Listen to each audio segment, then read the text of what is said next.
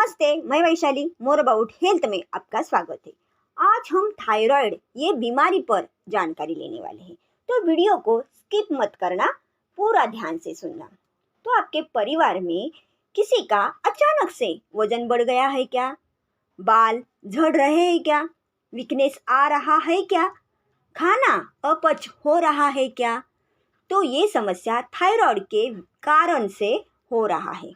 तो ये समस्या सामान्य लगने वाली है, जो उसके पीछे का कारण क्या है? थायराइड है। ये धक्कादायक बात से कई लोगों को इसकी कोई भी आइडिया नहीं होती है। तो 8 में से 1 महिलाओं को ये तकलीफ से गुजरना पड़ता है। देखा गया तो 60% लोगों को खुद ही पता नहीं चलता है कि थायराइड के संबंधित के विकार है। तो आज हम थायराइड के संबंधित विकार, कुछ सामान्य लक्षण और इलाज भी देखेंगे।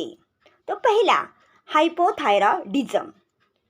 तो हाइपोथायराइडिज्म ये थायराइड का प्रमुख कारण होता है, जो थायराइड ग्रंथि में थायराइड हार्मोन की कमी के कारण होता है। मुख्य रूप से छोटे बच्चों में देखने को मिलता है। इस विकार में हार्मोन के खून का स्त्राव कम होने से ये होता है। उसमें क्या होता है? वजन बढ़ना, कमजोरी आना, बाल झड़ना आदि लक्षण दिख जाते हैं। तो बॉडी को कांपने जैसे कंप होता है, ज़्यादा पसीना आता है, दिल की धड़कन तेज होती है। तो थायराइड ग्रंथि का बढ़ना ये लक्षण है। दूसरा, हाइपरथायराइडिज्म।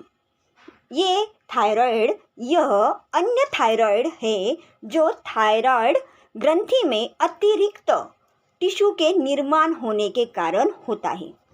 इसमें हार्मोन का अधिकता हो जाती है। तीसरा कौन सा? गोइटर थायराइड, उसे गलगंड भी बोलते हैं, ध्यान रखना। इसमें थायराइड ग्रंथि की अनिर्बंध बाढ़ हो जाती है, उसे गलगंड कहा जाता है। तो हाइपर और हाइपोथायराइडिज्म में ऐसी स्थिति हो सकती है, शरीर में आयोडीन की कमी के कारण ये होता है।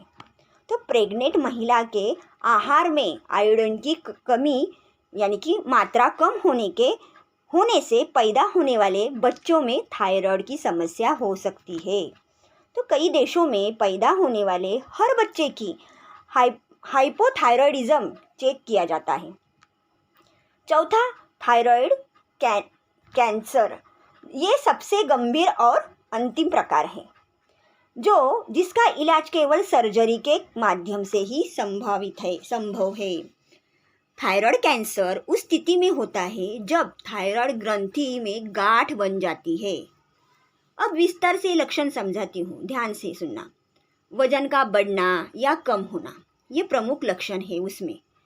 इसे गले की बीमारी में कुछ लोगों को वजन बढ़ जाता है, तो वही कुछ लोगों को वजन कम हो जाता है। गले में सूजन का होना, ये थायराइड होने पर कुछ लोगों को गले में सूजन हो जाती है। उसे घेंगा रोग या क्या बोलते हैं, गलगंड रोग का लक्षण हो सकता है। तो हृदय गति में बदलाव होना, यदि किसी व्यक्ति की दिल की गति में बदलाव हो जाती है तो वह सामान्य से तेज चलने वाले लगते हैं, तो इसकी जांच जरूर करना है आपको।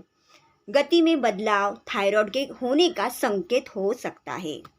मूड स्विंग का होना, यानी कि ऐसा देखा गया है कि किसी पीड़ित लोगों को कभी खुशी कभी दुखी हो जाते हैं।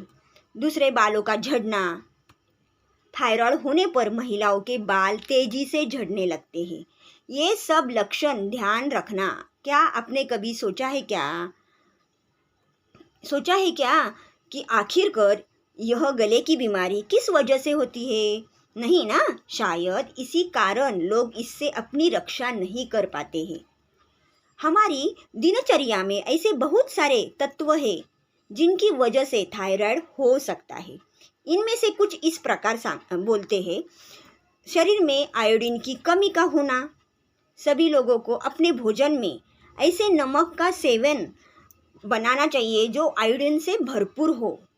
बच्चे को जन्म देना कई बार ऐसा देखा गया है कि थायराइड उन महिलाओं को भी हो जाता है जिन्होंने हाल ही बच्चे को जन्म दिया है। हालांकि यह समस्या कुछ समय के बाद हो जाती है, लेकिन यदि थायराइड लंबे समय बनाता है तो उस स्थिति में उस महिलाओं को अपना सही से इलाज करवाना चाहिए। तो ज़्यादा तनाव लेना नहीं चाहिए।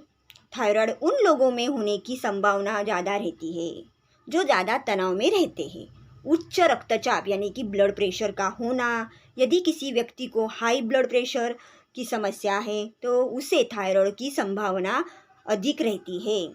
मधुमेह डायबिटीज़ का होना तो थायराइड मधुमेह के कारण भी हो सकता है।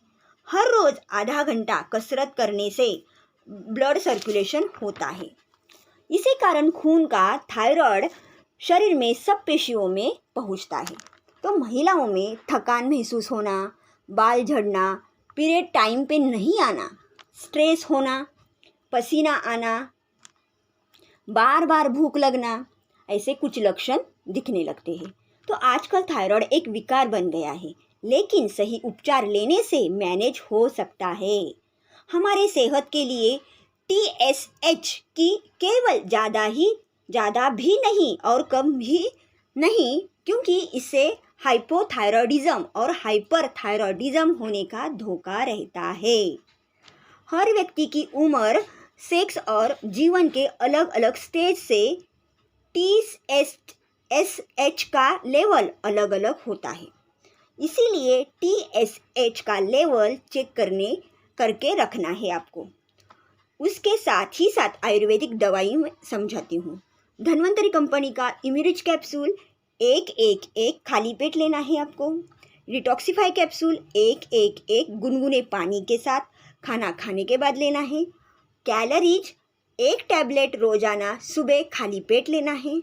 थायराइड में किसी को भी BP होगा, एक बात ध्यान रखना, उसको ओमेगा रिच 1-1-1 खाना खाने के बाद लेना है।